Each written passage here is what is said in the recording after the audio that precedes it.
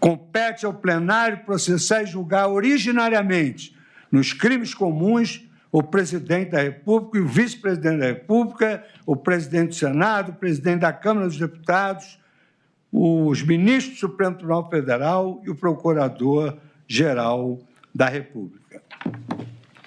Essa decisão de 2025 não alterou a emenda, que é de 2023.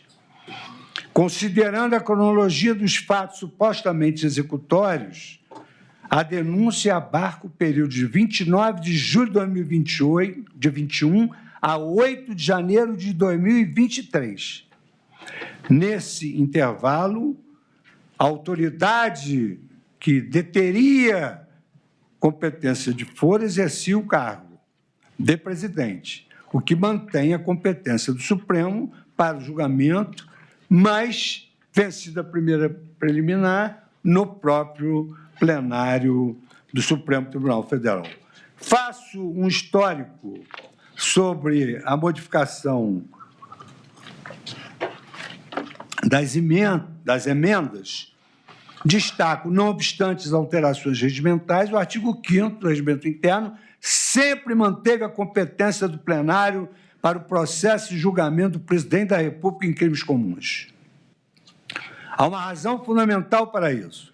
O plenário do Supremo Tribunal, instância de deliberação mais importante da mais alta corte do Poder Judiciário brasileiro, bem como missão de julgar os ocupantes de cargos mais elevados e de maior relevância do país, influi na competência do plenário do Supremo Tribunal Federal.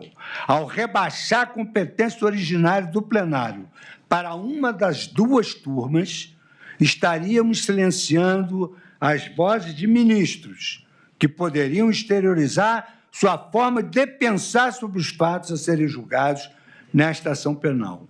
E há um dado curioso.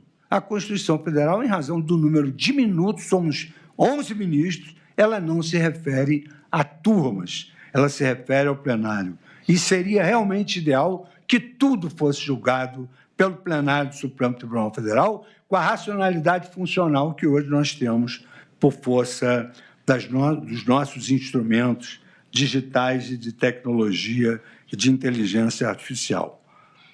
Assim, partindo da premissa de que compete ao plenário julgamento das ações penais contra alguém que está sendo julgado como presidente da República, e aqui, admitindo-se, isso é importantíssimo, o primeiro caso que foi julgado foi no plenário.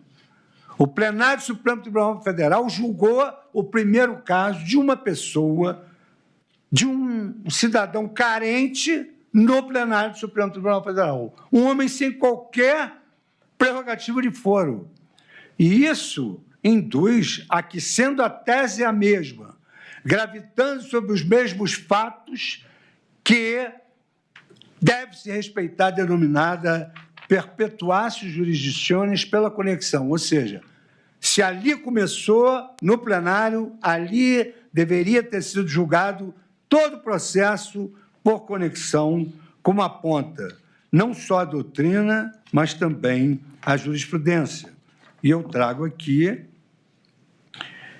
a Ação Penal 1060 do Supremo Tribunal Federal de 2024. Mesmo sem ocupar cargo que lhe garantisse a prerrogativa de foro, o réu Aécio Lúcio Costa Pereira foi julgado no plenário, com sua competência estendida por conexão a outros réus.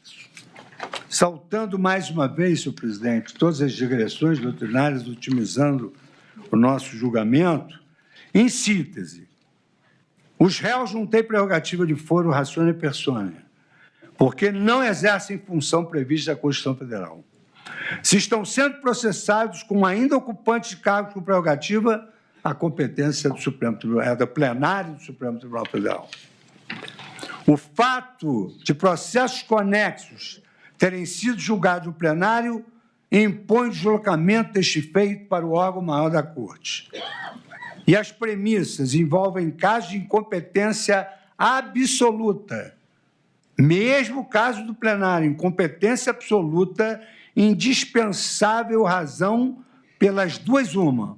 Ou o processo deve ir para o plenário ou tem de descer para a primeira instância.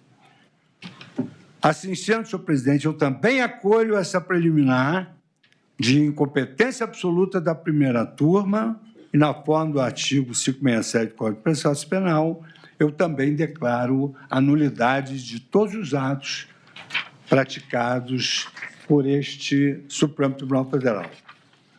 É possível também que haja uma divergência, que são os atos decisórios. Então, se passaria o processo para o pleno e ele, então, decidiria essa questão relativa à incompetência. Aqui, senhor presidente, eu trago uma matéria que se refere a uma questão conhecível de ofício. Uma questão que é conhecível de ofício, que é a questão alegada como cerceamento de defesa em razão de um fenômeno moderno denominado data dump, que Vossa Excelência é um advogado super atualizado, tem aqui até intervenções de Vossa Excelência sempre exitosas, e digo que essa preliminar de garantia constitucional contraditória e ampla defesa se dá em razão da disponibilização tardia de um verdadeiro tsunami de dados sem identificação suficiente e antecedência minimamente razoável para a prática de atos processuais.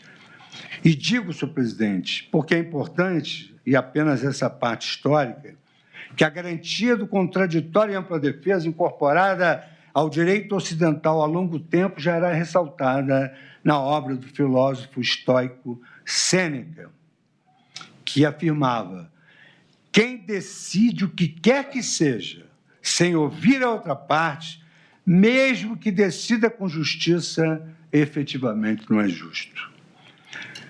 Isso é repetido ao longo dos anos na Declaração Universal dos Direitos do Homem, adotada em 48 pela Assembleia Geral da ONU,